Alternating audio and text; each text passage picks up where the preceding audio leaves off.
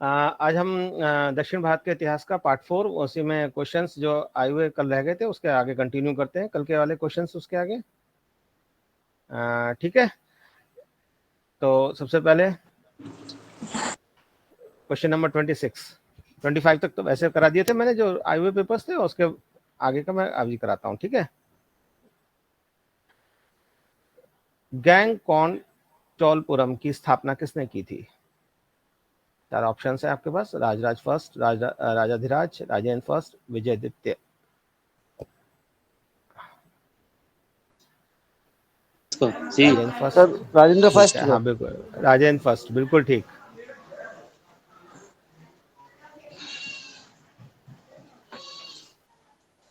तो राजाओं में किस एक ने सीलोन यानी पर विजय प्राप्त की थी? सीलोन मतलब श्रीलंका। राजराज फर्स्ट। सुन रहा हूँ बेटा, सुन रहा हूँ। BSS का। हाँ, मैं बाकी लोगों का भी इंतजार कर रहा हूँ। सर नमस्ते। नमस्ते बेटा।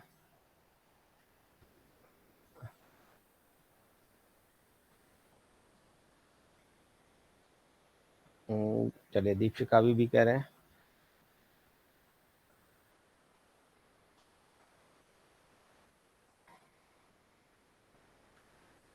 राजेंद्र फर्स्ट। चोल राजा राजेंद्र प्रथम ने सिंहल द्वीप या श्रीलंका विजय सीलोन का कार्य पूर्ण किया था, ध्यान रखिएगा। यद्यपि राजराज फर्स्ट ने भी श्रीलंका पर आक्रमण किया था, पर वहां कुछ प्रदेशों पर अपना अधिकार कर लिया था, किंतु संपूर्ण श्रीलंका, ध्यान रखिएगा, दोनों में अंतर सिर्फ इतना ही है, संपूर्ण श्रीलंका पर उसका अधिकार नहीं था। ये इन्होंने किया तो था, लेकिन उनके बेटे ने बाद में इन्होंने पूरा सब कब्जा किया था। राजेंद्र प्रथम ने वहां शासक महेंद्र पंचम को बंदी बनाकर चोल राज्य भेज दिया, जहां लगभग 12 वर्ष के बाद उनकी मृत्यु हो गई थी। श्रीलंका के राजा की, महेंद्र पंचम, ध्यान रखिएगा। संपूर्ण श्रीलंका पर राजेंद्र का अधिकार हो गया था। दोनों में जरा सा बारीक अंतर है। ठीक है, नेक्स्ट क्वेश्चन। वह चोल राजा कौन था जिसने श्रीलंका का पूर्ण स्वतंत्रता दी और सिंहल राजकुमार के साथ अपनी पुत्री का विवाह कर दिया था? 2012 में आया हुआ क्वेश्चन है, प्री में।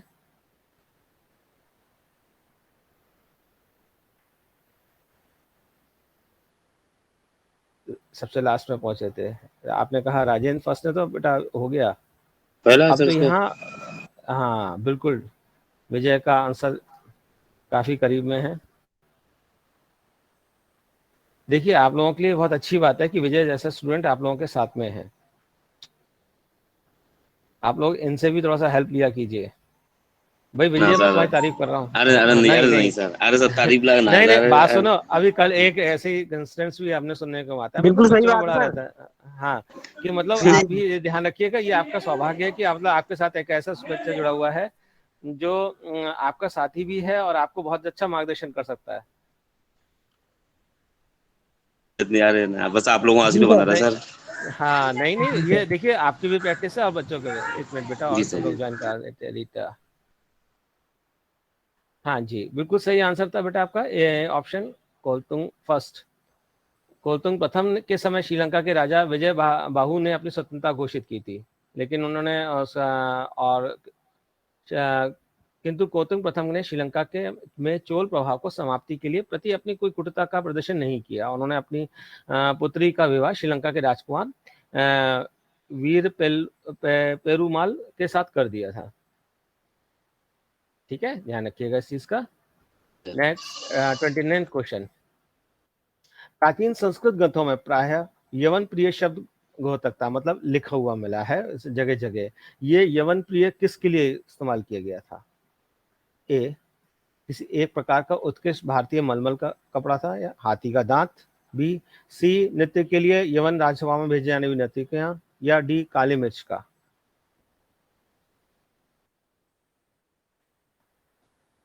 राधे राधे बेटा।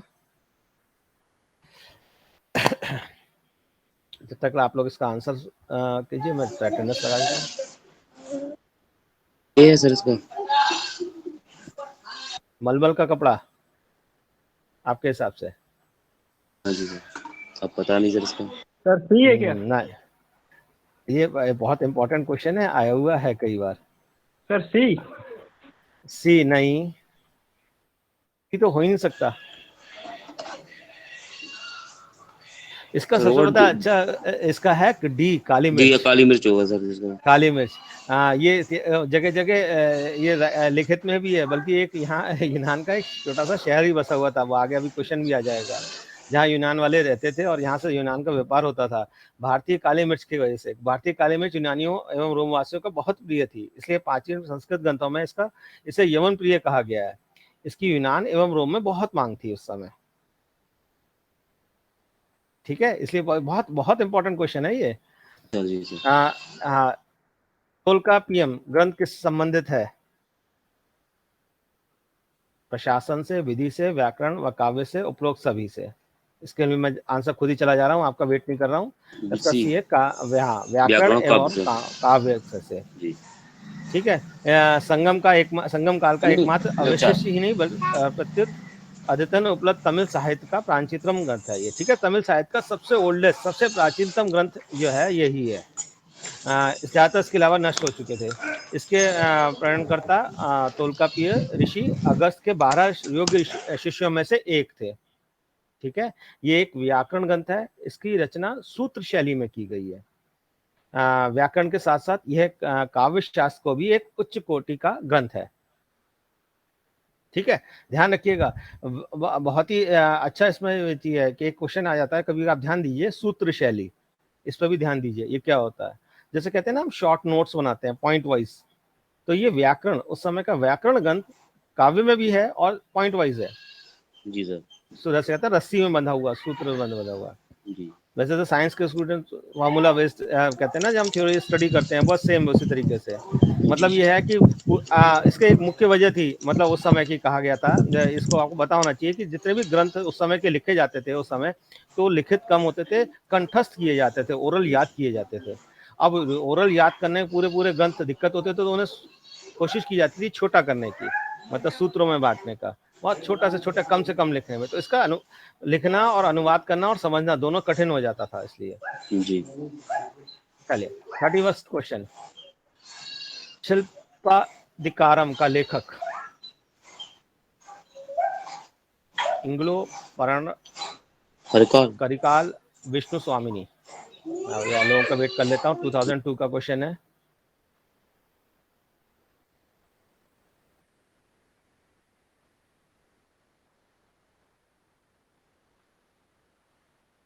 कोशिश कीजिए। चलिए मैं आंसर आ जाता हूँ, इंग्लो।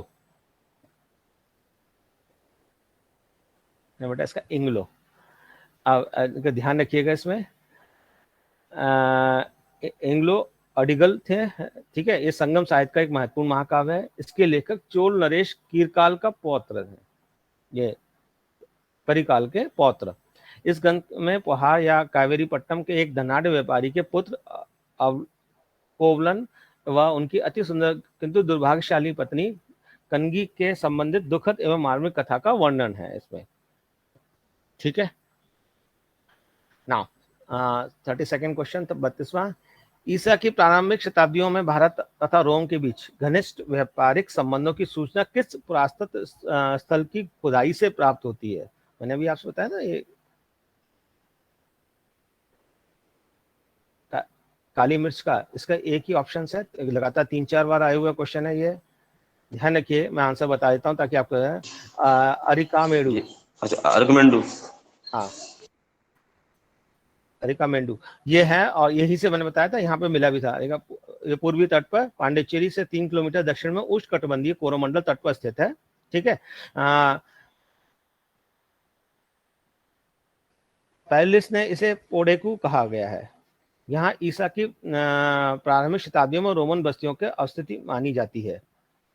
ठीक है, यहाँ के प्राप्त अवशेषों में कई रोमन वस्तुएं प्राप्त हुई हैं, जिसमें शराब के 2 हत्थे, कलश, रोमन लैंप, रोमन ग्लास आदि प्रमुख हैं। यहाँ न केवल भारतीय माल तथा मणिया, मोती, मलमल, सुगंधित पदार्थ, इत्र, मसाले, रेशम लादा जाता था, अपितु रोमन वासियों की रुचियों एवं नमूनों के अनुसार भी माल निर्माण का कर रोम भेजा जाता था। तो इसलिए ये बहुत ही इंपॉर्टेंट जगह है, और इसी से यहाँ कई 4-5 क्वेश्चन आ चुके हैं। जैसे अब ये भी है, पुराना आया हुआ रिपीट क्वेश्चन है। निम्नलिखित से कौन सा बंदरगाह पोर्टुगल के नाम से दी पैलेस ऑफ द इरिथ्रियन सी के लेखक को ज्ञात है? एक अज्ञात लेखक थे, नाविक थे, उन्होंने लिखा था।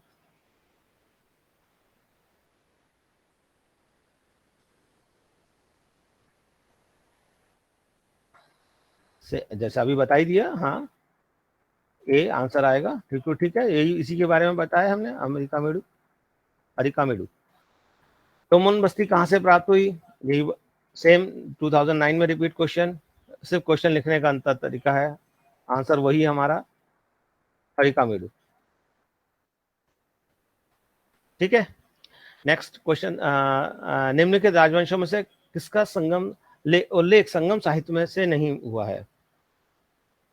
कदम, चेर, चोल, पांड्या। इनमें से कौन संगम में नहीं था? जी हाँ, बिल्कुल ठीक, कदम नहीं थे। बाकी चोर, तीन चेर, पांडे जी तो 3 थे सर जी। हाँ जी, बिल्कुल ठीक। Now next 36। निम्न में से कौन सा एक तमिल देश के संगम युग का राजवंश नहीं है? चेर, चोल, पालव या पांड्य? अभी आपने बताया था, अब 3 तो बता दिए थे, कौन सा नहीं है? दीवाला। अभी तो आपने बताया था कि ये 3 हैं। हाँ। तो कौन सा 3 बोले थे अभी? दोबारा रिपीट करो सेंटेंस अपना। अच्छा, चोर, चेल, पल्लव। चोर, चेल, पांड्या। अच्छा, पल्लव और पांड्या में कंफ्यूज हो जाता है। हाँ, कंफ्यूजन होता है, इसलिए ध्यान रखिएगा इस चीज का। ठीक है, सभी लोग ध्यान रखें इस चीज का। चलिए नेक्स्ट 37। धार्मिक कविताओं का संकलन कुरुल किस भाषा में है? नेचुरल सी बात है, हम साउथ की बात कर रहे हैं तो 2 बची। तमिल है। हाँ जी, तमिल है। तमिल। हाँ, सही है, सही। ग्रुप में दिखाई न कम दे रहा है। हाँ, कुरल तमिल साहित्य का बाइबल तथा लघु वेद के नाम से जाना जाता है। इसे मुपाल भी कहा जाता है। ठीक है, ध्यान रखिएगा। मुपाल। हाँ जी सर। मुपाल भी कहा जाता है। इसकी रचना सुप्रसिद्ध कवि तिरुवल्लुवर ने की थी। ठीक है, अनुश्रुतियों के अनुसार तिरुवल्लुवर ब्रह्मा के अवतार थे। Next question. इन निम्नलिखित में से कौन तमिल रामायण या रामावतारम का लेखक था? कंबन, कुट्टन, नैनन, तिक्कण? कंबन। बिल्कुल ठीक, उत्तर ए। कंबन ने 12वीं शती में तमिल रामायण या रामावतरण की रचना तमिल भाषा में की थी। बिल्कुल ठीक। Next question. 2 सूचियां दी हुई हैं, दोनों को मिलाना है। एक तरफ दी हुई है गुप्त, चंदेल, चाणक्य, पल्लव। इनकी इधर बदामी, पनमेल, खजुराहो, देवगढ़। थोड़ा सा टाइम लगेगा इसे बनाने में। इसका आंसर A4, मैंने दे दे ए। गुप्त काल, देवगढ़, चंदेल, खजुराहो, चालुक्य, बादामी और पल्लव, पनमेल। ठीक है, क्योंकि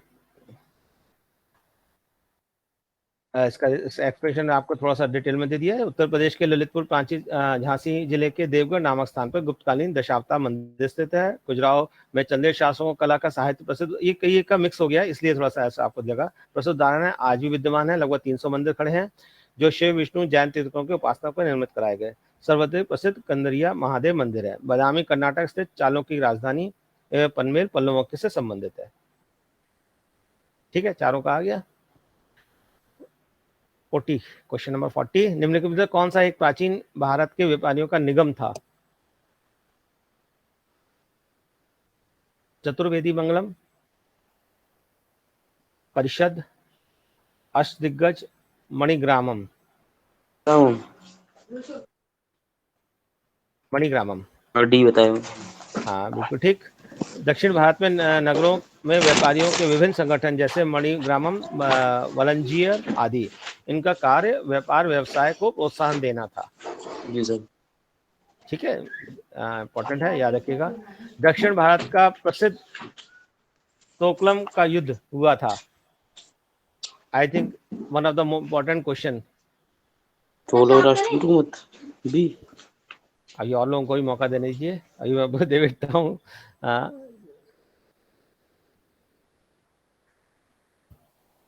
हाँ, कोई भाई प्रयास करते रहिए, बाकी लोग भी।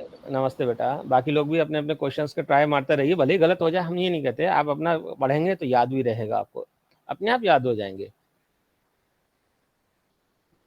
चोल और उत्तर चालुक्यों के मध्य, दीपशिखा कह रहे हैं जैसे डी, चोल और पांड्यों के मध्य। राजेश ए,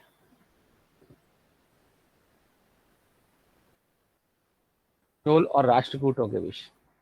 राष्ट्रकूट शासक कृष्ण थर्ड ने, तृतीय ने पश्चिम गंग यानी बतुक सेकंड की सहायता से तोकलम युद्ध में चोलों को परास्त किया था और पंजाब पर अधिकार कर लिया था। कृष्ण तृतीय ने इस उपलक्ष्य में वर्ण की उपाधि धारण की थी। ठीक है, नेक्स्ट क्वेश्चन, चोल साम्राज्य के अंत किसने समाप्त किया? ये भी एक इंपॉर्टेंट क्वेश्चन है, 2004 में लोअर सॉवर्डेट में आया हुआ है। ये क्वेश्चन आ जाता है कभी कभी, मतलब और एग्जाम में भी आया है, कॉमन क्वेश्चन है। चोल साम्राज्य का अंत किसने किया था? सी नो डी हो गया। राजेश डी से मलिक काफूर। मैंने पढ़ाया भी था ये, हाँ मैंने पढ़ाया था जब ये आपको चोल साम्राज्य कराया था, बिल्कुल लास्ट में इसको डिफाइन भी किया था। इसका बिल्कुल इसका है मलिक काफूर। कौन था? अलाउद्दीन खिलजी का सेना नायक। ठीक है, चोल साम्राज्य का अंततः अलाउद्दीन खिलजी के सेना नायक मलिक काफूर ने अपनी दक्षिण विजय के दौरान समाप्त किया था। ठीक है, इसका स्पष्ट विवरण अमीर खुसरो की प्रसिद्ध कृति खजाइन उल फतूह में से प्राप्त होता है। ध्यान रखिएगा, अनदर क्वेश्चन, अमीर खुसरो की प्रसिद्ध कृति खजाइन उल फतूह में इसका वर्णन दिया हुआ है कि मलिक काफूर ने चोल साम्राज्य का समाप्त किया। ओके, नेक्स्ट, संगम युग में उरेयूर किसके लिए विख्यात था? मसालों के लिए व्यापार का महत्वपूर्ण केंद्र, कपास के व्यापार का महत्वपूर्ण केंद्र, विदेशी व्यापार का महत्वपूर्ण व्यापारिक केंद्र, आंतरिक व्यापार का महत्वपूर्ण केंद्र। अभी यहाँ दो क्वेश्चंस कंफ्यूजन वाले आ जाते हैं। एक जैसा ये आपने अभी इसका आंसर आप देंगे तो अब मैं बता दूंगा, आपका कंफ्यूजन हो गया। तो मसालों के लिए है सर जी। डी, बस यही मैं कहना चाह रहा था कि डी इसमें का दीपशिखा ने, जितेंद्र मौर्य डी, आंतरिक व्यापार। मैंने इसलिए कहा ये कंफ्यूजन वाले क्वेश्चन है जो कंफ्यूजन क्रिएट करते हैं अपने आप में। जैसे मसालों का पढ़ रखा है आपने साउथ के लिए, तो या मसालों के लिए चले गए, ये इसीलिए ये आया क्वेश्चन शायद देने क्या वाले हुआ ने सर? भी इसका आंसर क्या है सर इसका? किसे कपड़ों के लिए, अरे कपास के के लिए। व्यापार का। हाँ, ये अपने समय में मतलब तमिलनाडु के तिरुचिरापल्ली में कावेरी नदी के तट पर अवस्थित और संगम कालीन महत्वपूर्ण नगर था। ये कार्य वारामण नामों से भी प्रसिद्ध था। ये सूती वस्त्रों का एक बहुत बड़ा केंद्र था संगम मसालों युग का में। व्यापार सर किसने किया था सर? वो भी तो थे कोई लोग मसालों के लिए। हाँ, वो दूसरे वाले हमने दो बार पढ़ा ना, ये संगम काल की बात हो रही है। हाँ अच्छा संगम, ये संगम काल का, इसलिए तभी तो मैंने कहा ये कंफ्यूज कर देगा। स्टार्ट ही इसलिए ये हुआ, ये संगम काल का था। दक्षिण के हमने दो बार पढ़ा है। चलिए नेक्स्ट क्वेश्चन, पांड्य राज की जीवन रेखा नदी कौन सी थी मानी गई है? 2010 लोअर सॉवर्नेट। राजधानी क्या थी? क्या कहा जाता था? तो वोद्रा वेंगी, वेंगी, वेंगी, वेंगी। पांड्य राज की जीवन रेखा वेंगी नदी थी। यह नदी कंडन मणि, हाँ, कुयूर व पश्चिमी घाट में मैदूर के समीप तमिलनाडु से निकलती है। पांड्य राज्य कावेरी के दक्षिण में स्थित है। इनमें आधुनिक मदुरा तथा तिरुनेलवेली के जिलों के तवणकोर का कुछ भाग शामिल था। इसकी राजधानी मदुरा में थी। ठीक है, ध्यान रखिएगा, अपनी उर्वरकता के लिए बहुत अधिक प्रसिद्ध रही है उस समय।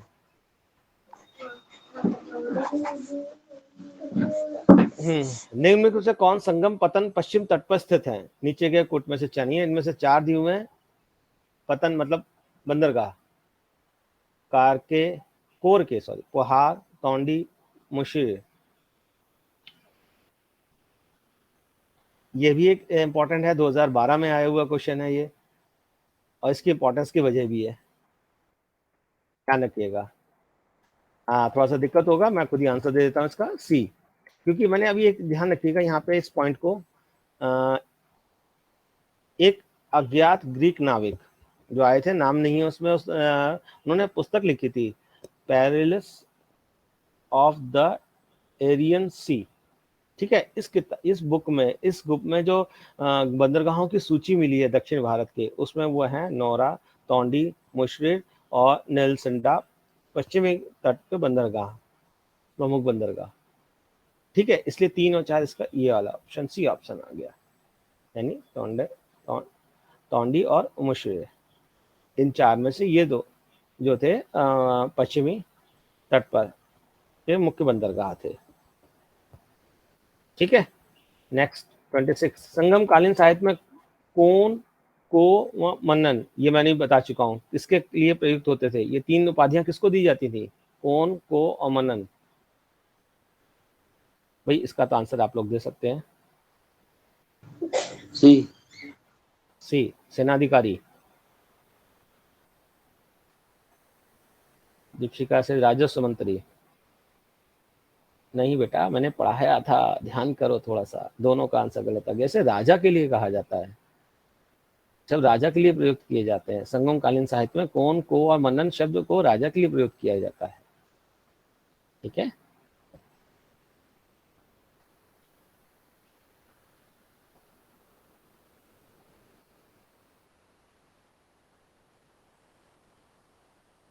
नेक्स्ट क्वेश्चन, तृतीय संगम हुआ था कहाँ पे?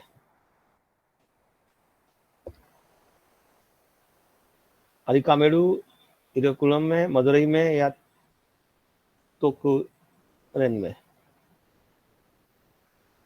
तृतीय संगम, 3 संगम हुए थे संगम कालीन में। सब लोग अमेरिका में नहीं, वो तो रोम के लिए आ गया, CSSC इसका मदुरई में, सी यानी मदुरई। मैंने ये भी तीनों कहे थे, टेबुलर फॉर्म में आपको बताए थे, और वही टेबल फॉर्म में द्वारा लाया। संगम का तात्पर्य क्या होता है? कवियों की गोष्ठी, गोष्ठियों के कवियों द्वारा रचा गया साहित्य संगम साहित्य कहलाता है। और ये एक प्रस्तुतिकरण था, कोई छपाई नहीं थी, मतलब सुनाया गया था लोगों ने वहाँ पे। संगम युग के दक्षिण भारत के पांड्य राजाओं का संरक्षण था। 3 संगम आयोजित थे। प्रथम स्थान मदुरई, अध्यक्षता अगस्त ऋषि। द्वितीय संगम स्थान अलेवाई या कपाटापुरम, अध्यक्षता अगस्त ऋषि। तृतीय संगम स्थान मदुरई, अध्यक्षता नकीली। हाँ, ये तीनों याद कर लीजिए आप। ठीक है, one of the most important. Next question, सूची दोनों दी हुई है, मिलाइए इसके, कौन से कहाँ किसकी क्या राजधानी रही है? चालुक्य, पल्लव, हर्ष, पांड्या। ये क्वेश्चन आपको याद कराने के लिए आ जाते हैं। मैं आंसर खुद ही दे देता हूँ इसका। ए आसन यानी पहला वाला है, चालुक्य की राजधानी बादामी, पल्लव की कांचीपुरम, राइट। हर्ष के समय कन्नौज, पांड्या मदुरई। ठीक है, 2004 में आया वो क्वेश्चन है, इसलिए। मीनाक्षी मंदिर स्थित है मदुरई, श्रीरंगम, पदुकोटे या तंजावुर? मदुरई से। आपने बोला मदुरई में। मदुरई में। हाँ भाई, चलिए, मेजोरिटी में एक साथ आंसर सबका आया, जी। मदुरई। बिल्कुल ठीक। ये तो मछली आकृति का मंदिर बना हुआ है। हाँ, हाँ। पल्लव नरेश नंदी वर्मन तीर्थ के विषय में निम्नलिखित में से कौन सा कथन असत्य है? अब थोड़ा सा डिफिकल्टी लेवल थोड़ा सा इंप्रूव हो गया, मतलब थोड़ा सा हमने आगे सी है सर इसका। बैकुंठ परिमल मंदिर का निर्माण, कोई नहीं, डी है आंसर इसका। डी अच्छा, असत्य है पेरू क्योंकि देवनाथ अलवर थे। संत, हाँ नहीं, ये देवलाल नहीं थे, ये गलत है। बाकी तीनों सही है इनके बारे में, नरेश नंदी वर्मन के बारे में। बस उनके दरबारी जो कवि थे वो होता है अलवर संत तिरुमल। पल्लव नरेश नंदीवन तीर्थ के दरबार के सुशोभित करते थे। ठीक है, जो लास्ट में दिया है ना दरबार में, पेरू देवनाथ थे, बस ये अंतर है केवल। नर केसरी की उपाधि किस चोल शासक ने धारण की?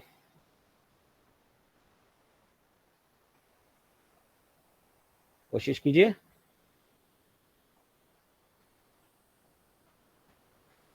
आज तो डी।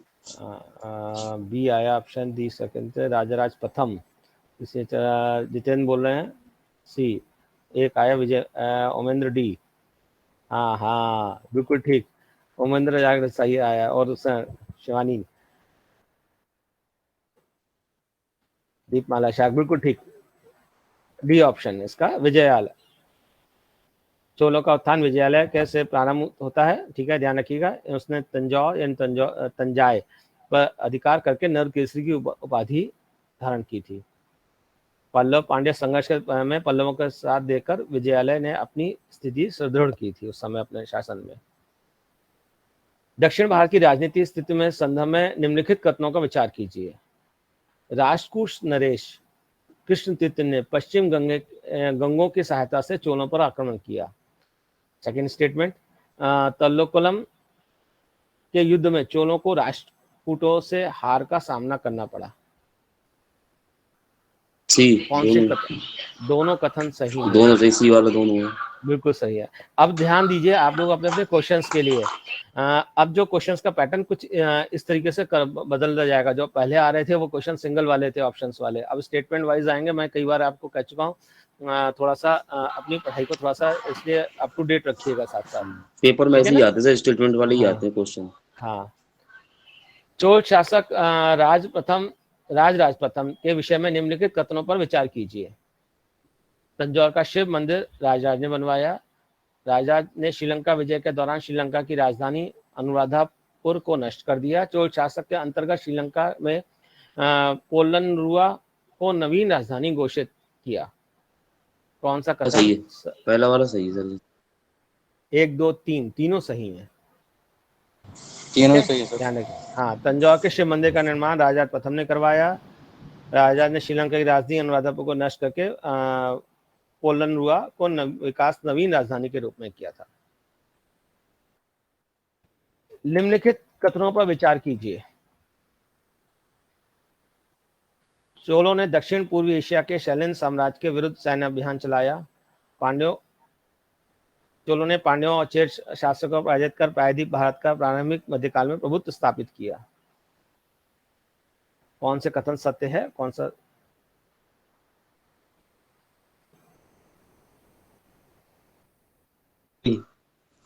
हाँ बिल्कुल ठीक, ऑप्शन सी।